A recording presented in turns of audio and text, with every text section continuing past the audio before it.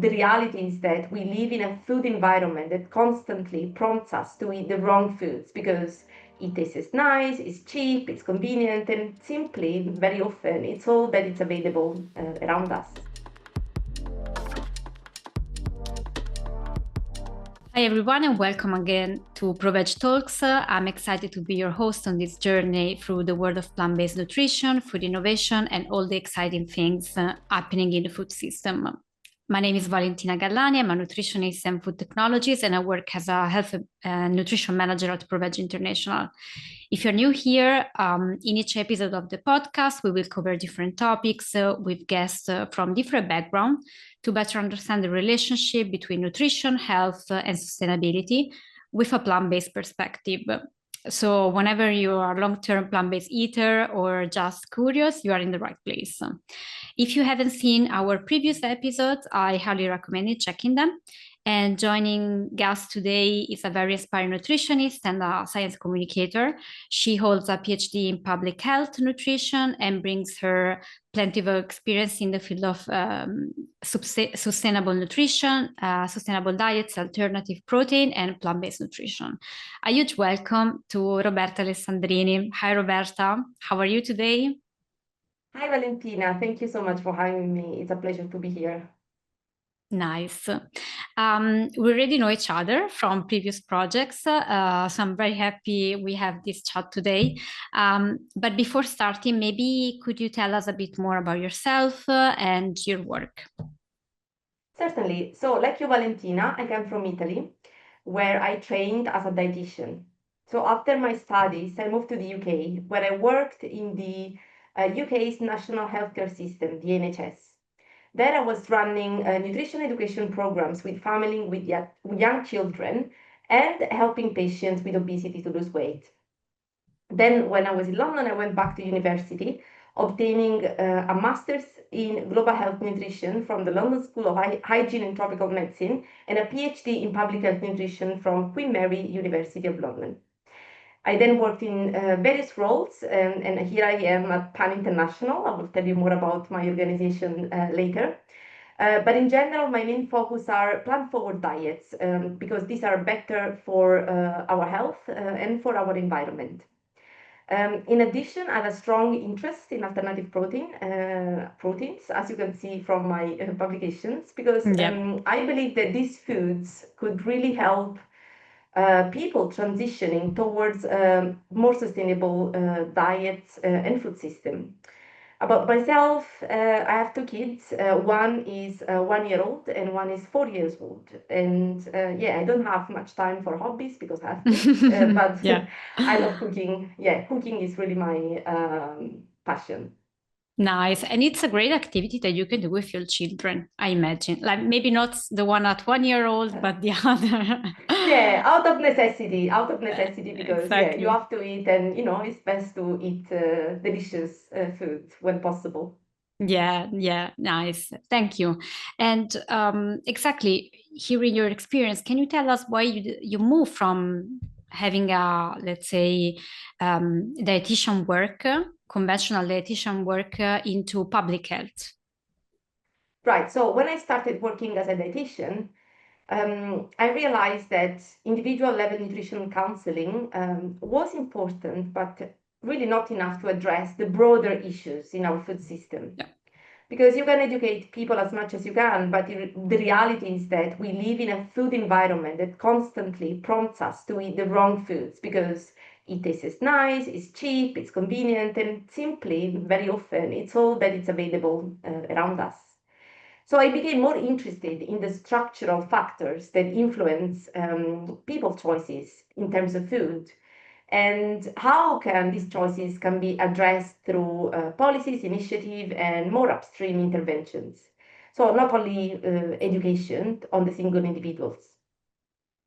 Exactly. Yeah, I agree with you. I think it's a really important scope of our work. Nutrition is important for the single person, as you said, but it's even more important when we look at the whole population. Maybe can you tell us a bit more, like especially to our listeners, if they're not used to this word, this term, what does it mean, public health nutrition?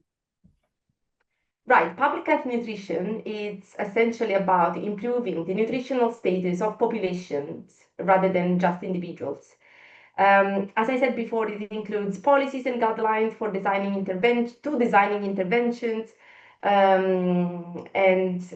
yeah, it aims to create the conditions that make healthy and sustainable diets accessible, affordable, and desirable for everyone. So let me give you some examples because I know that some of these might sound very abstract. Yeah.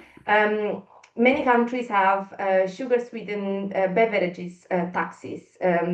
For example, in the UK, there is a sugary drinks tax. In Mexico, in many other countries, and this is a public health nutrition policy because it really has the aim of getting people to eat less of these products because these products are detrimental, they're bad for our health because they're linked to a higher risk of becoming obese. Other examples are food labeling regulations. So, for example, in Germany, I believe you have Nutri-Score, right? Exactly. Which is a type of label that you can find on the front of on the package of the food that tells you at a glance if a food is a healthier or less healthy choice. And this is a national, I mean, it's a public health nutrition initiative. Breastfeeding promotion campaigns because a very healthy start for everyone starts with, it's breastfeeding, and breastfeeding is very important, and this is, the promotion of breastfeeding is a public health nutrition policy. Or, for example, food-based dietary guidelines, which are very important public health tools to shape national food environments and influence what is served in schools and hospital settings. So these are all policies and interventions that really aim to shift the wider environment so that people can choose people can choose more easily healthier options. Yeah, thanks for explaining in a simple way, because I think this is very complicated and usually consumers don't know about all of this, what is in the background. So thanks for explaining that. And at the moment, what are your projects on a public health level?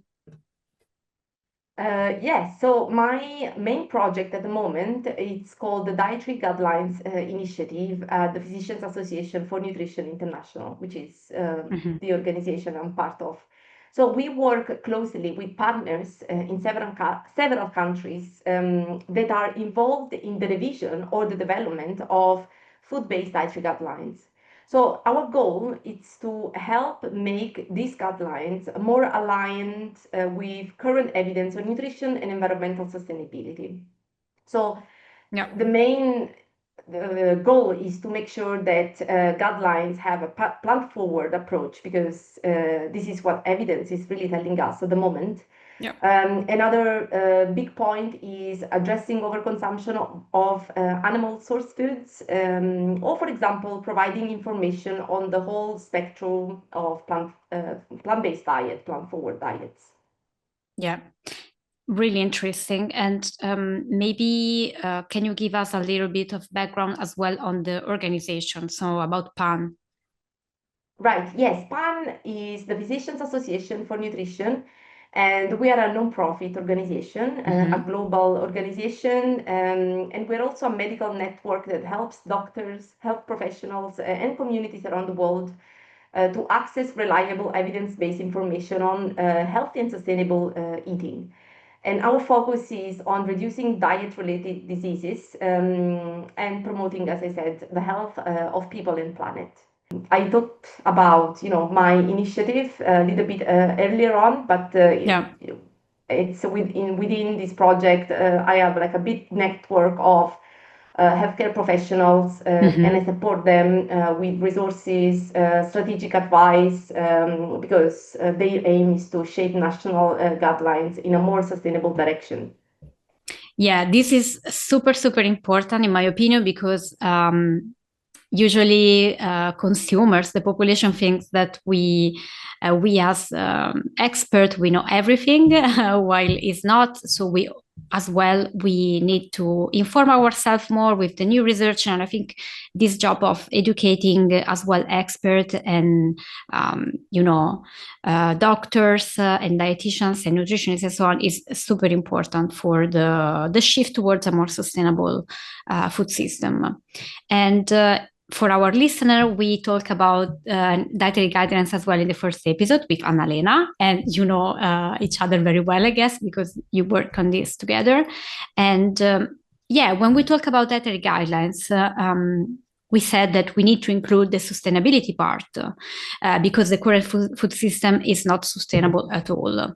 So do dietary guidelines include information about micronutrients and not just about macronutrients that we discussed before in the previous episode?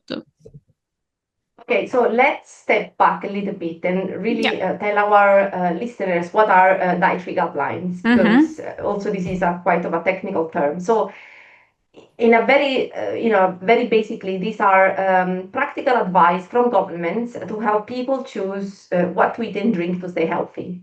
And dietary guidelines are, in general, very basic and includes advice such as eat 5 portions of fruit and vegetables per day, or choose whole grains instead of refined ones, limit sugar, salt, and unhealthy fats, and drink water instead of sugary drinks. And these are, messages that we can find in every dietary guideline around the world.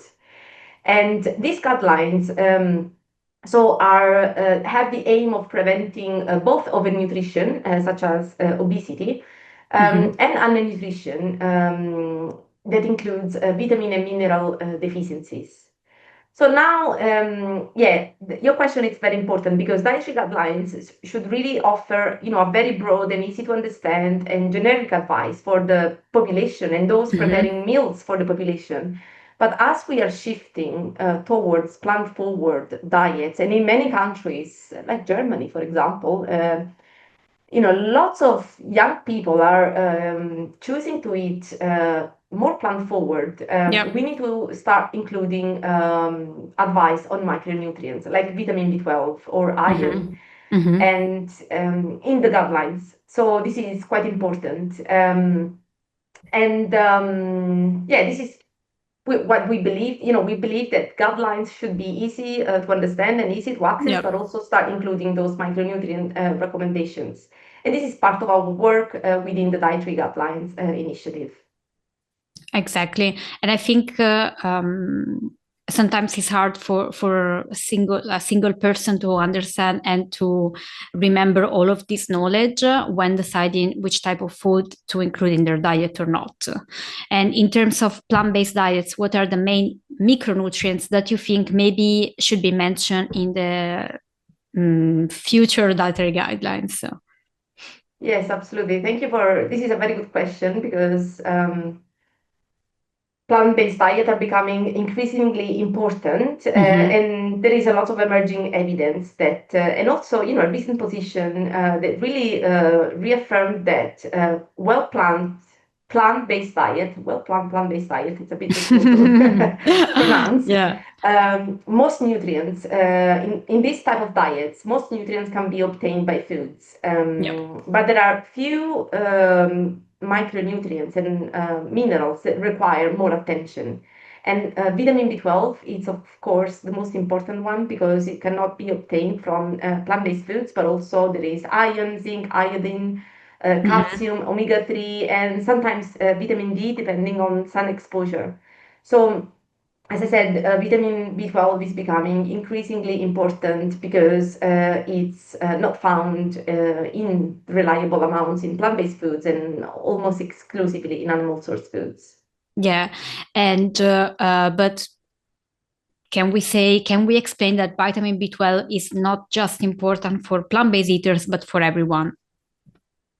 Absolutely. Vitamin B12, it's a really important vitamin for our health, because it really sustains life in many different ways, because at the very micro level plays a very crucial role in nerve function, red blood cell formation, and DNA synthesis. So really, the basis of our health. So a deficiency can lead to serious issues, including anemia and neurological problems. So while this vitamin is essential for everyone, plant-based eaters are most likely to be at risk if they do not take supplements or consume fortified foods, because as I said, animal foods are the primary source of B12. Yeah, and in terms of recommendation, can you explain this a bit more? And if, for example, the recommendation change when we talk about plant-based eaters? No, the recommendations are luckily the same for everyone, so it doesn't. Good. They're not different. So the thing is that yeah, we need for the EFSA, the European Food Safety Authority, has estimated that we need around 4 micrograms of vitamin B12 per day. So it's really, a small quantity. It's like really small. Although, this is the generic recommendation, but the recommendation can vary slightly between countries. But in general, as I said, the safest and best way for plant-based eaters to make sure that they have a reliable and the right quantity of B12 is to take supplement. And there are different formats available, and I know that this can be confusing for consumers because you might find supplements with 25 micrograms, supplements with 50 micrograms, supplements with 300, supplements with 1,000 micrograms per pill.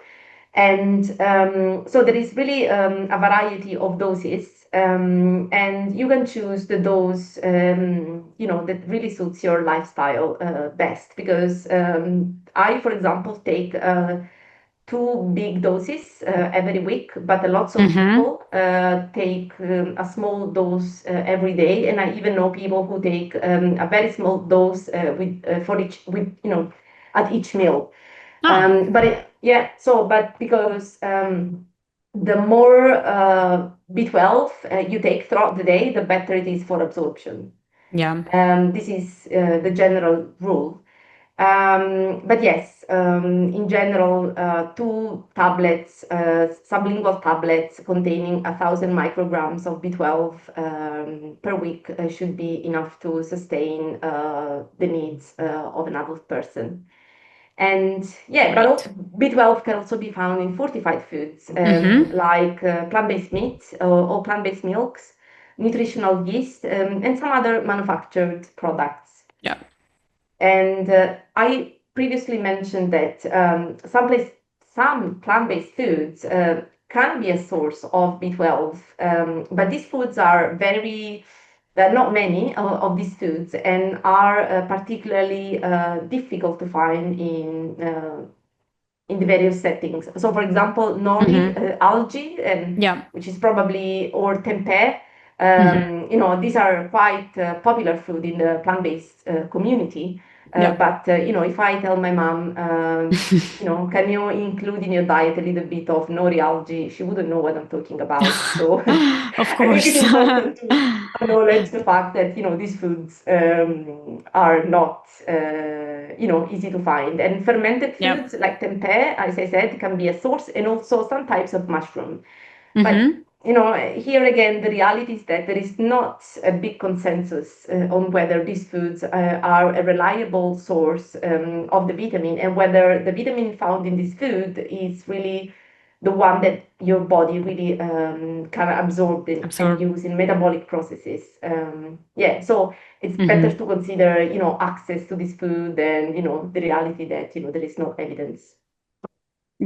Yeah, I agree. And sometimes it's also more inclusive to talk about like different type of way of exactly supplementing the vitamins, because we know that, for example, algae or tempeh, you cannot find it everywhere in every supermarket. For example, in Italy, it was hard for me when I came for my vacation. So I would say it's better to rely on fortified food and supplements.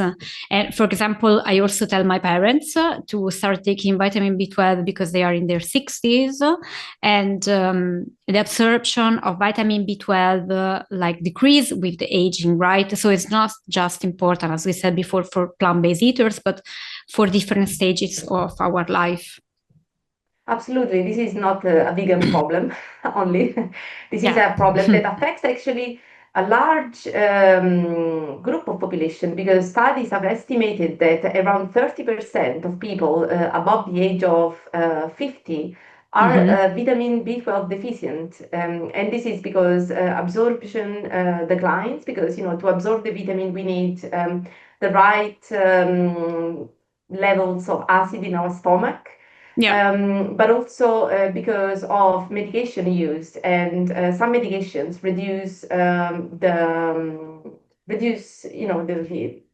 for example, metformin, which is a diabetes medication, reduces the absorption of vitamin B12.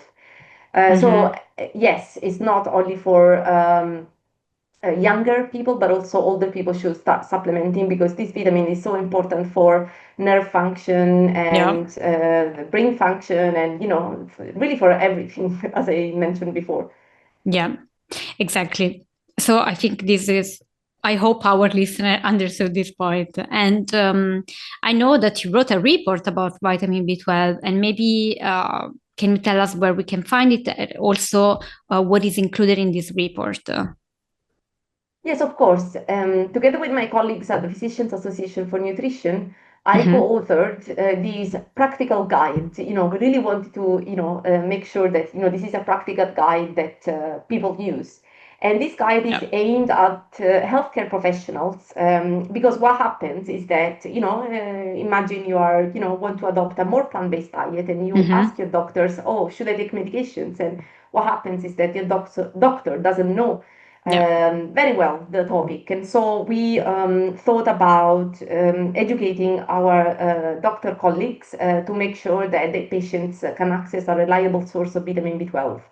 So this guide, it's a clear and practical resource tailored for them. And I think it's a very condensed and nice source of information, and addresses a lot of common misconception around B12. And it was also surprising for me, while researching this guide, to find and debunk so many common myths about the B12. And to find out interesting facts. So, for example, what are the best supplements? Or how about fortified foods? Can we really trust, fortified food as our primary source of B12? And I found out through researching this guide that many fortified foods, in different countries, have very little vitamin B12, or in some other contexts, they're not fortified at all. So it really gave me lots of interesting information that I wanted to share with our medical community. But this is not about, doctors, only doctors. It's really about for anyone in nutrition who treats patients, dietitians, nutritionists, nurses, and anyone who really want to support the patient's nutritional needs. So this guide is available on Panko. Panko, it sounds like, those breadcrumbs. Have you heard those? The Japanese. The Japanese breadcrumbs, but it's actually spelled differently. It's actually Pan Community. So it stands for Pan Community, and it's our online community platform. And anyone interested can access, and the platform is completely free for students, especially medical students. Great. So it's a good resource for everyone who is interested and treats patients, and in general also to become more knowledge about vitamin B12, but I think also plant-based diets. And so you mentioned fortified food is a topic that I really like. So I wanted to ask you maybe a bit more, what role have fortified food, especially in providing vitamin B12 for plant-based eaters and non? Yes, I mentioned a little bit before about, fortified foods, and we can find B12, lots of products are fortified nowadays with B12. So plant-based milks, nutritional milk, plant-based meat, and many others. And so as I said, the fortification is not always fortification levels are not always consistent, because in some countries you might find that almost all plant-based foods, these type of plant-based foods, the manufactured ones, are fortified. But in other countries like Italy, the fortification levels are very low. Yeah. Or in other countries, when I did a study in the UK, in 2020, I saw that only 5% of plant-based meat products was fortified with B12. Mm-hmm. And the other problem is that there are not very often, sometimes I haven't looked at all the products on the market, but very often the B12 levels in these products are not really sufficient to ensure, a reliable source of B12. So, for example, let me give you a practical example. Yesterday, I was adding some nutritional yeast to my pasta. Yeah. And I bought this nutritional yeast some time ago, and it is a fortified nutritional yeast, because I didn't know that not all nutritional yeast is fortified. I thought that it was a natural source of B12, but it's Yeah, actually me too. fortified. Okay. I found out this only when writing this guide. And when I went to look at the label, I found out that the B12 in 100 grams of that product, of the nutritional yeast I was eating, was 2 micrograms, 400 grams of product. So Wow. imagine, Yeah. it's very little compared to the portion of nutritional yeast that you're eating. So you're eating probably 5 grams of nutritional Yeah. yeast to eat to your pasta at maximum. So Yeah. it's not really a reliable source of the vitamin. But there are other examples. So for example, the plant-based milk that I drink every morning has a good amount of B12.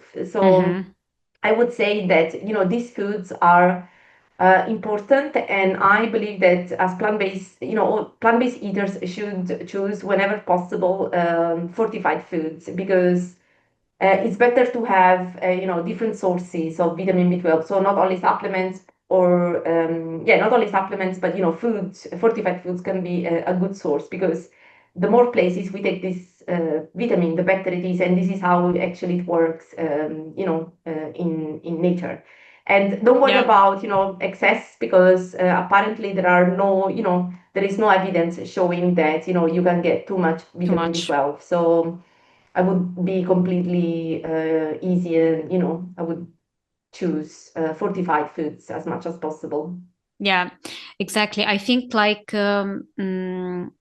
last year with ProVeg we published a report on plant-based meat and milk alternatives in different countries, like what the market offer at the moment. And it's so true that different countries have different level of fortification. So for example, we found out that in the Netherlands are probably as of now the best country in terms of fortification. So I think they fortified more than 70% of the product, which is Wow. a lot, exactly. And with vitamin B12 and iron, for example, for the meat alternatives. And while, for example, in Italy, the level was very, very low. So, yeah, I hope at some point there's going to be more like an alignment around Europe about fortification to ensure that these nutrients are very easy to be provided by food as well. But Absolutely. yeah, right. So talking about the supplements, I know that people sometimes are scared of starting using supplements. So do you actually need to have a blood test to start taking vitamin B12? I would say, I mean, I don't say this. This is what many colleagues working with patients do. If you're a plant-based eater, just start taking supplements as Take soon it. as Yeah. you switch to your diet, and if your diet really starts to becoming more plant-based, solidly plant-based, you should have a supplement as much as soon as possible. You don't need to take a blood test before, but actually it's a very good practice to check your B12 levels every 6 months, 12, every 6 months, I would say, Yeah. to 12 months, because I think it's always good to monitor B12 levels in the blood, and this is what actually dietitians that work in the sector do. There are different indicators that you can check in your blood, and the easiest one is B12. But you also have other ones called holotranscobalamin, there is methylmalonic acid, and there is homocysteine. I know that these are super difficult words, but actually, the only two that are available for everyone and accessible everywhere are serum B12 Yeah. and homocysteine, which is, these are quite cheap tests to do, and they're available everywhere. The other two are quite expensive and not available everywhere, and very often are used more for research purposes. But these two really give you an idea, because the problem with B12 is that no indicator is perfect. It really tells you, the 100% picture about your B12 status. So you need to combine indicators. So these two indicators, so whether B12 is low and homocysteine is high, they really tell you that there are high chances of a deficiency. Yeah. Whereas, if you can be, more or less, you can be satisfied and happy if your B12 levels are high and your homocysteine is low. But, deficiencies might occur. This is what the Yeah. literature says, even when your blood indicators are fine. But this is really rare. And in general, you should rely only on those two indicators. Okay, thanks. And in terms that you just mentioned, in terms of deficiency, is it a common deficiency worldwide? So yeah, B12 deficiency is quite common, and I learned this by writing this The guide for healthcare yeah. professional, the report, because especially the deficiency is very high in countries and settings where there are monotonous diets and where animal source food consumption is quite low. And India, which has the highest populations, Yeah. highest percentage of vegetarians in the world, is one of those countries. Is probably, as far as probably is the most is the first country for B12 deficiency. But again, this is about animal products. I know about the low consumption of animal products. Also, in some regions of Africa, B12 deficiency is quite widespread. But it's also about the fact that those diets are monotonous. But yeah, again, where there are no animal source foods, deficiency are high. And yeah, as I said, it's around 50% of the population experiences subclinical B12 deficiency in India. Wow, that's a lot. And yeah, as I said before, I mean, also when I study in general, I think the main one that is recognized is iron deficiency. So you don't hear much about vitamin B12 deficiency, but yeah, we saw that is actually important and widespread, unfortunately. And this is why public health nutrition is very important, in my opinion. And okay, so I think we gave a lot of information today. Maybe just to wrap it up for the plant-based eaters. What should we do if we have 100% plant-based eating patterns in terms of vitamin B12? So check your blood levels, your B12, serum B12, and if possible, homocysteine level every 6 months, 6 months, once a year. This is more or less the advice. Yeah. Try to have supplements. You can choose weekly big doses, bi-weekly big doses. This is what is generally recommended, or daily supplements. Yeah. Cyanocobalamin is the more widely available type of supplement, and it's safe. Although lots of people say that there is cyanide on it, but there is the amount of cyanide, it's so small that it's not actually harmful for health. Yeah. But there are also different types of supplements like methylcobalamin, which I believe it's becoming more popular in Europe. And yes, so check your blood levels of B12, take supplements as soon as you can. It's really a good practice. Fortify foods as much as possible. Choose fortified foods and check the label of these foods. And why not? If you love cooking and have a passion for algae, why not including, plant-based, natural plant-based sources of B12? And yeah, that's my advice. Good. So I'm doing a great job, apparently. I follow already all these points. Okay, so thank you very much, Roberta. And now, as for all my guests, I would like to ask you, what's your favorite plant-based meal?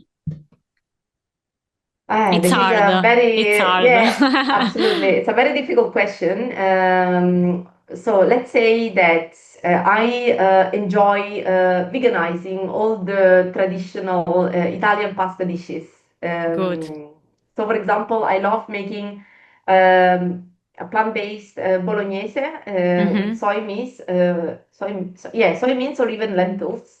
Mm-hmm. And this is great. This is something that the entire family likes. The kids love it, and my parents like it. And they don't say, oh, where is the meat? This is really, Yeah. a delicious option. And just recently I found out that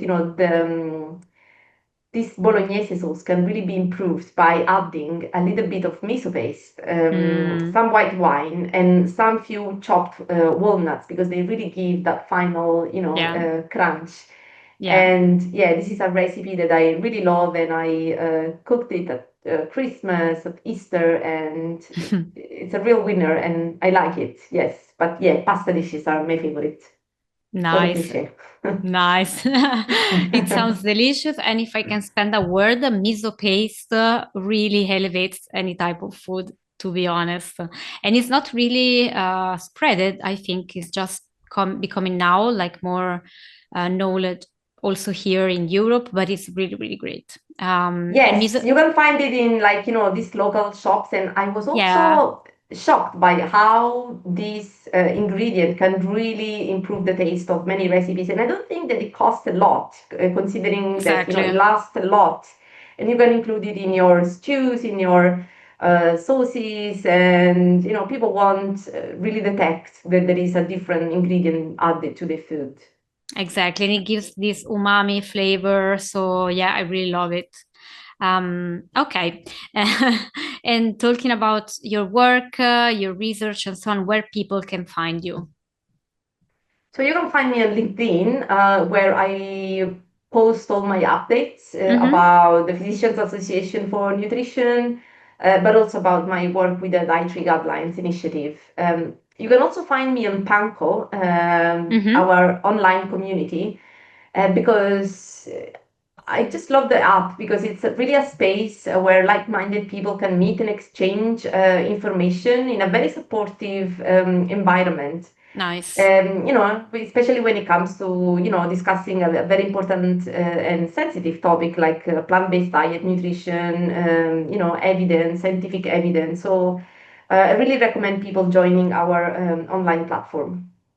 Nice, thank you. Yeah, I believe we need more of this type of community, positive communities all over the internet. So, yes, so thank you so much again, Roberta, and to all our listeners, thanks for tuning in this new episode of ProVeg Talks. If you enjoyed, please subscribe and leave us a comment and a review, or you can write us if you have any question. We've got a more amazing guest coming in the next episode. So until then, stay curious, kind, and stay plant powered. Thank you, Roberta. Great, Valentina. Thank you very much again for having me. Have a good day, everyone. You too. Bye.